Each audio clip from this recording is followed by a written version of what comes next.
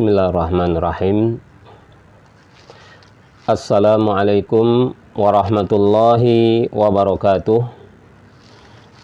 Alhamdulillah, wassalatu wassalamu ala rasulillah wa ala alihi wa sahbihi wa man wala, amma ba'd.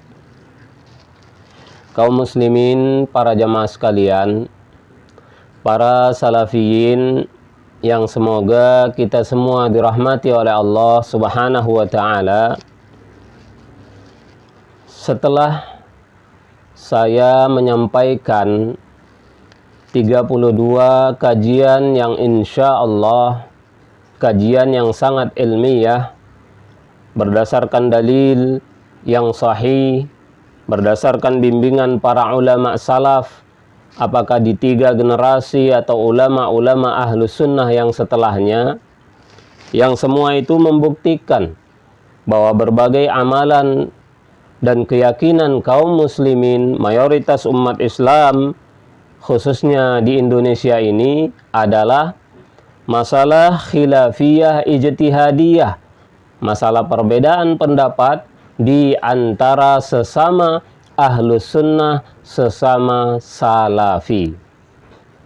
Para jemaah sekalian, setelah saya sampaikan 32 kajian yang lalu, mungkin sebagian teman-teman saya, para salafiyin, para ustadz salafi mungkin bertanya, berarti mayoritas umat Islam di Indonesia ini salafi juga? Bukankah umat Islam atau mayoritas umat Islam di Indonesia ini ahli bid'ah, atau pelaku bid'ah, atau pembela bid'ah? Bukankah salafi itu yang seperti kita, yang seperti ustadz-ustadz kita, ustadz-ustadz salafi, ustadz-ustadz sunnah? Para jemaah, inilah yang insya Allah akan kita bahas. Siapa sebenarnya salafi tersebut? Para jemaah sekalian, Syekh Ibnu Baz rahimahullahu ta'ala, dalam kumpulan fatwa beliau, Fatawa Nur ala Darbi, beliau mengatakan, as-salafu hum ahlus sunnati wa humus sahabatu wa atba'uhum bi ihsanin, yuqalu lahum as-salafu salihu wa yuqalu lahum ahlus sunnati wal jamaati. Kata Syekh bin Baz, salaf itu mereka adalah ahlus sunnah. Jadi salaf dengan ahlus sunnah sama 100%, tidak ada bedanya. Dan mereka salaf atau ahlus sunnah itu adalah para sahabat dan orang-orang yang mengikuti mereka dengan baik, tabi'in, tabi'ut tabi'in, dan 3 generasi. Yuqalu lahum, dikatakan terhadap mereka, as-salafus soleh. Jadi mereka disebut dengan salafus soleh. Wa yuqalu lahum, dan mereka juga disebut ahlus sunnati wal jamaah. Jadi para jemaah, para ulama salaf di 3 generasi itu ada 2 nama yang dikenal untuk mereka. Yang pertama salafus soleh, yang kedua ahlus sunnah wal jamaah. Artinya salafus soleh dengan ahlus sunnah wal jamaah sama, tidak ada setitik pun perbedaannya. Nah, ahlus sunnah wal jamaah atau as-salafus soleh, generasi terbaik itu juga disebutkan oleh Nabi Shallallahu Alaihi Wasallam dalam hadis Bukhari Muslim. Kata Rasul, khairukum qarni thummal ladina yalunahum thummal ladina yalunahum. Sebaik-baik kalian, sebaik-baik umat Islam adalah generasiku, kemudian generasi setelahnya, kemudian generasi setelahnya. Artinya para jemaah, salafus soleh atau ahlus sunnah adalah generasi terbaik, 3 generasi, 300 Hijriyah ke bawah. Maka para ulama ahlus sunnah di 3 generasi itu dinamakan salafus soleh atau ahlus sunnah wal jamaah. Nah, yang mengikuti para ulama di 3 generasi tadi namanya salafi atau ahlus sunnah wal jamaah. Jadi salafi mengikuti salafus soleh, ahlus sunnah wal jamaah mengikuti ahlus sunnah wal jamaah tadi. Jadi sama para ustadz, para jemaah, ahlus sunnah wal jamaah dengan salafi 100% sama, tidak ada bedanya sama sekali. Salafi itu hanya nama lain dari ahlus sunnah. Walau istilah salafi itu para ustadz, para jemaah, itu istilah belakangan muncul. Kalau di zaman salaf yang dikenal istilah ahlus sunnah wal jamaah. Maka istilah ahlus sunnah wal jamaah inilah yang sangat sering dijelaskan oleh para ulama apa maksudnya. Kalau sudah paham kita siapa ahlus sunnah wal jamaah, otomatis kita paham siapa salafi yang sebenarnya. Para jemaah, mari kita lihat dalil-dalil yang menjadi sandaran istilah tersebut. Jadi sekali lagi, istilah ahlus sunnah wal jamaah inilah yang dikenal sejak zaman para sahabat. Yang itu semuanya berdasarkan dalil hadis-hadis sahih. Di antaranya hadis sahih riwayat Imam At-Tirmidzi. Kata Nabi Shallallahu Alaihi Wasallam, "Fa'alaikum bisunnati." Hendaklah kalian berpegang teguh dengan sunnahku. Itu perintah dari Nabi, hendaklah menjadi ahlus sunnah, orang yang mengikuti sunnah dan berpegang teguh dengannya. Apa sunnah Nabi itu para jemaah?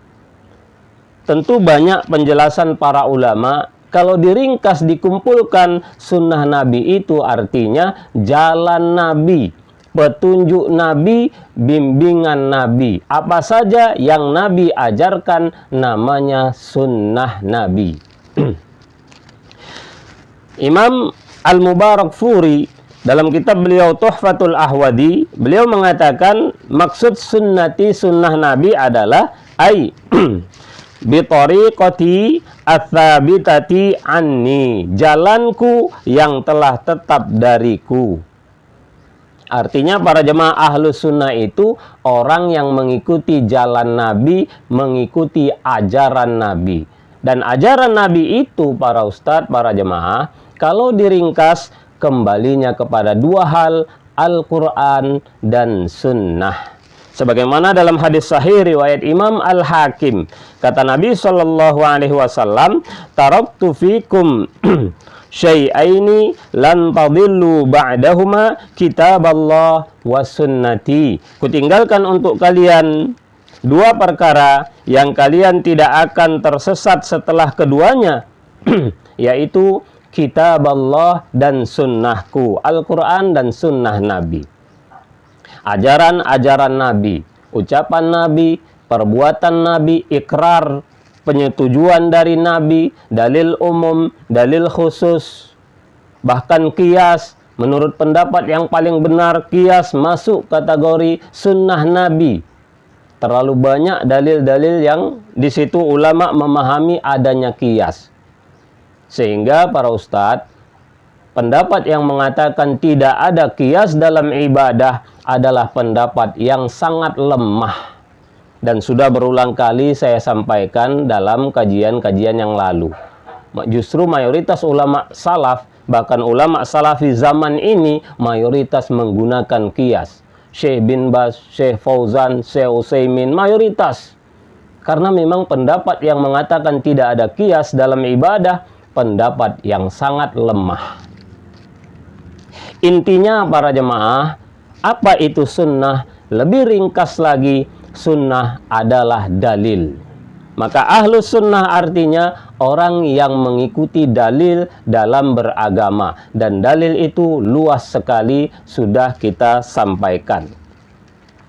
Kemudian apa wal jamaah? Al-jamaah diambil dari beberapa hadis Nabi, diantaranya hadis sahih riwayat Imam Ibnu Majah.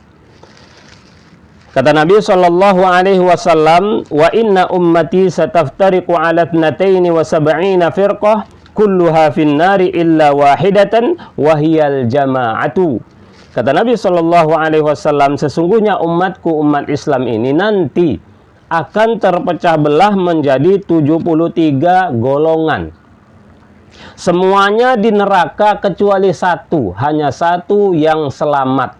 Selebihnya terancam dengan neraka karena banyak penyimpangan. Siapa yang satu itu? Wahiyal jama'atu, yaitu al-jamaah. Juga banyak penjelasan para ulama tentang al-jamaah. Kalau kita kumpulkan, kita ringkas, al-jamaah adalah para ulama ahlus sunnah, khususnya di 3 generasi. Di antaranya disebutkan oleh Imam At-Tirmidzi, seorang ulama salaf, Imam At-Tirmidzi, dalam kitab beliau Sunan At-Tirmidzi. Apa kata beliau?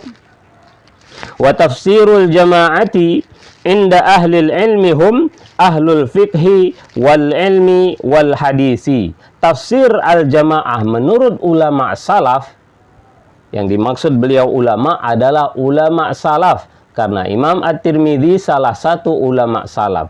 Maka yang beliau maksud tentu ulama-ulama sebelum beliau yang lebih salaf lagi, sahabat tabi'in dan tabi'ut tabi'in. Menurut mereka, al-jamaah adalah ahli fikih. Ulama ahli fikih itulah al-jamaah para ustadz.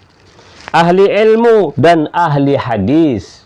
Imam Bukhari, Imam Muslim, Tirmidzi, Abu Daud, dan seterusnya. Ahli fikih, Imam Abu Hanifah, Imam Malik, Imam Asy-Syafi'i, Imam Ahmad. Mengikuti ulama-ulama tersebut namanya ahlu sunnah wal jamaah. Ringkasnya para jemaah, para ustadz, ahlu sunnah wal jamaah atau salafi adalah orang-orang yang beragama berdasarkan dalil dengan bimbingan para ulama ahlu sunnah wal jamaah, khususnya di 3 generasi terbaik. Kemudian Imam Ibnu Hazm dalam kitab beliau Al-Faslu fil Milali, kata beliau, wa ahlus sunnati alladzina nadzukuruhum ahlul haqqi. Ahlus sunnah yang kita sebut, mereka adalah pengikut kebenaran. Wa man adahum fa ahlul bid'ati. Selain ahlus sunnah berarti ahli bid'ah. Fa innahum, mereka ahlus sunnah itu adalah as-sahabatu, para sahabat. Wa kullu man salaka nahjahum, dan setiap orang yang mengikuti jalan sahabat, min khiyarit tabi'ina, dari ulama-ulama tabi'in pilihan, summa ashabil hadithi, kemudian ulama-ulama ahli hadis. Yang tadi sudah kita sampaikan, para ulama ahlus sunnah, ulama salaf. Kemudian kata beliau, wa manittaba'ahum minal fuqaha, dan juga ulama-ulama yang mengikuti mereka dari ulama ahli fikih, jailan fajailan, generasi ke generasi. Jadi ahlus sunnah wal jamaah salafi adalah yang mengikuti ulama ahlus sunnah, ulama salaf di 3 generasi, dan mengikuti ulama-ulama ahlus sunnah setelah 3 generasi. Jadi para ustadz, para jemaah, mengikuti ulama salaf dalam memahami dalil itu ahlus sunnah, itu salafi. Mengikuti ulama ahlus sunnah belakangan setelah itu, Imam An-Nawawi, Imam Ar-Ramli, Imam Ibnu Hajar, Imam Ibnu Katsir, Ibnu Taimiyah, Ibnu Qayyim, dan ulama-ulama ahlu sunnah yang lain mengikuti bimbingan mereka dalam beragama, dalam memahami dalil, juga salafi, juga ahlu sunnah wal jamaah. Itu kata Imam Ibnu Hazm. Generasi ke generasi ila yaumina hadza, sampai hari kita ini, kata beliau. Au maniqtada bihim minal awam, atau orang yang mengikuti ulama-ulama tadi dari orang awam.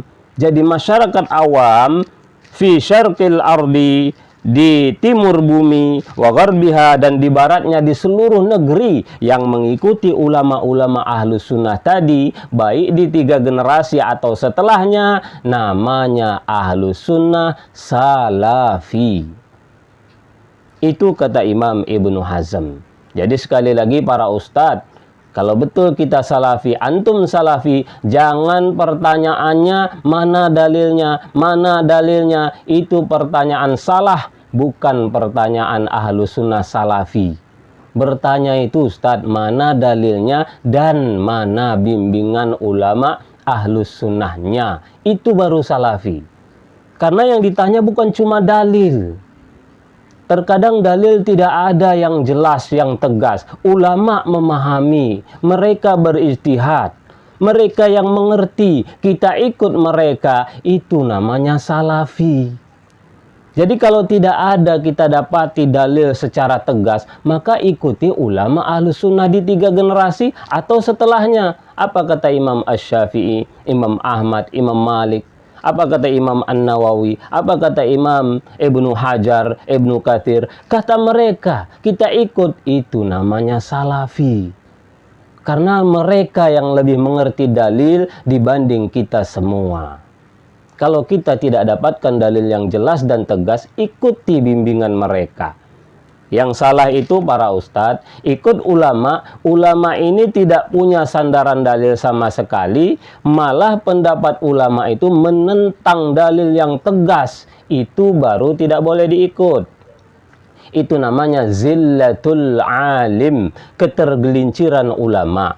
Ketergelinciran ulama itu artinya ulama berpendapat tidak punya sandaran dalil yang kuat, bahkan menentang dalil yang tegas, itu baru tidak diikut.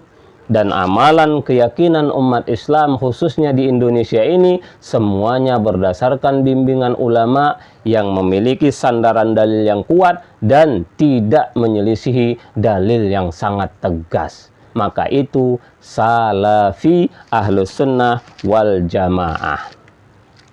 Demikianlah para jemaah, intinya siapa ahlus sunnah wal jamaah dan siapa salafi? Mereka yang beragama berdasarkan dalil. Apakah dalil umum, dalil khusus, Al-Quran, hadis, ijma' ulama, ataukah qiyas, dan yang semisalnya. Para jemaah, dengan bimbingan para ulama salaf di 3 generasi atau ulama ahlus sunnah setelah 3 generasi, mereka itulah salafi yang sebenarnya. Maka kita lihat umat Islam khususnya di Indonesia ini. Mayoritas umat Islam di Indonesia ini beragama berdasarkan sandaran dalil dengan bimbingan ulama ahlus sunnah. Bahkan sangat dikenal di Indonesia ini para ustadz, mereka berpegang teguh dengan madhab Syafi'i. Apakah Imam Syafi'i secara langsung atau ulama-ulama Syafi'iyah? Mengikuti ulama-ulama itulah yang dinamakan ahlus sunnah salafi. Tidak hanya mengikut dalil, tapi juga mengikuti bimbingan ulama yang memahami dalil-dalil tersebut. Maka sekali lagi para jemaah, dapatlah kita fahami umat Islam di Indonesia ini ahlus sunnah salafi. Walau umat Islam di Indonesia ini mayoritas tidak mau disebut sebagai salafi. Kenapa? Karena memang para ustadz, nama yang terbaik bukan salafi, tapi ahlus sunnah wal jamaah. Kenapa? Karena istilah ahlus sunnah wal jamaah inilah yang sangat dikenal sejak zaman sahabat. Adapun istilah salafi itu hanya istilah baru belakangan, walau boleh saja itu digunakan. Jadi sekali lagi, istilah yang terbaik justru ahlus sunnah wal jamaah. Namun salafi juga boleh karena sama maknanya. Sehingga para jemaah dengan 33 kajian ini, maka sudah saatnya kita para salafiyin, teman-teman dan guru-guru saya, para ustadz salafi, berhentilah mudah-mudah menyesat-nyesatkan, membid'ah-bid'ahkan, apalagi mensyirik-syirikkan. Karena ternyata faktanya kita para salafiyin sering gagal faham, sering kurang ilmu dalam menyalah-nyalahkan tersebut. Dan mari para ustadz, para jemaah sekalian, sudah saatnya kita saling mendukung, saling melengkapi dalam hal dakwah dengan para ustadz yang ada di sekitar kita. Jangan hanya mau ngaji dengan ustadz yang katanya salafi saja. Namun mari kita ngaji, hadiri pengajian semua ustadz-ustadz yang ada di sekitar kita. Karena mereka juga para ustadz ahlus sunnah wal jamaah, para ustadz salafi. Walau mereka banyak berbeda pendapat dengan kita. Yang itu semua masih dalam kategori ahlus sunnah wal jamaah salafi. Demikianlah para jemaah. Semoga kajian ke-33 ini banyak manfaatnya. Dan untuk sementara kajian saya cukupkan hanya 33 kajian ini saja. Saya cukupkan 33 kajian ini saja. Tidak saya lanjutkan lagi karena para jemaah, seorang salafi, seorang dai salafi yang berakal sehat, insya Allah 33 kajian ini sudah lebih dari cukup baginya sebagai nasihat, sebagai teguran atas berbagai hal dakwah yang selama ini kita lakukan. Jadi 33 kajian nasihat ini sudah lebih dari cukup, sehingga mudah-mudahan dengan 33 kajian ini banyak manfaatnya, khususnya bagi para salafiyin dan bagi umat Islam secara umum. Allahu a'lam bissawab. Assalamualaikum warahmatullahi wabarakatuh.